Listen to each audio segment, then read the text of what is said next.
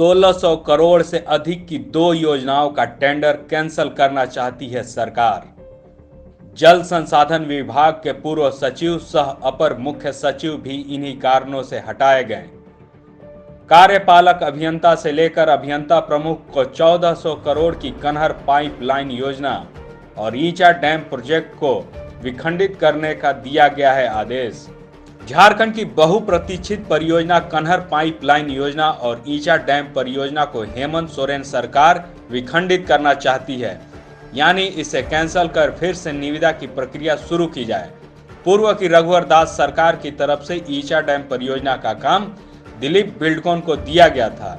इसके अलावा कन्हर पाइपलाइन योजना का काम L&T को दिया गया था। नई सरकार का कहना है कि प्रोजेक्ट की निविदा में व्यापक गड़बड़ी की गई है, इसीलिए इसे फिर से रीटेंडर कर दिया जाए। नई सरकार ने जल संसाधन विभाग के अपर मुख्य सचिव अरुण सिंह को इस संबंध में कार्रवाई करने का निर्देश दिया, पर इन्हें अचानक ही हटा दिया गया।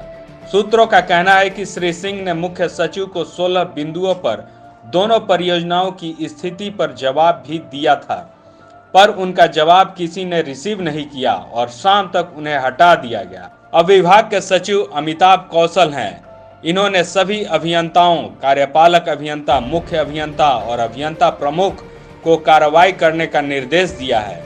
जानकारी के अनुसार कन्हर पाइपलाइन परियोजना और ईचा डैम परियोजना को लेकर दोनों कंपनियों से सरकार ने समझौता भी किया है।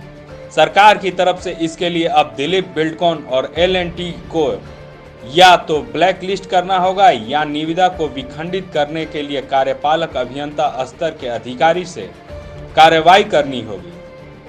कार्यपालक अभियंता को यह अधिकार है कि वह कारण गिनाकर निविदा को विखंडित कर सकते हैं अथवा विभाग के अभियंता प्रमुख के अधीन आने वाली तकनीकी समिति को टेंडर संबंधी कार्रवाई करने के लिए सिफारिश कर सकते हैं।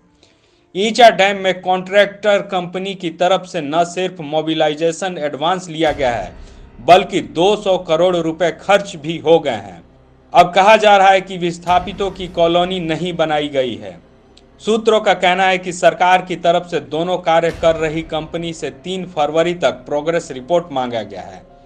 पलामू और चांडिल में मुख्य अभियंता स्तर के 2 अभियंताओं को भी भौतिक निरीक्षण करने के लिए भेजा गया है।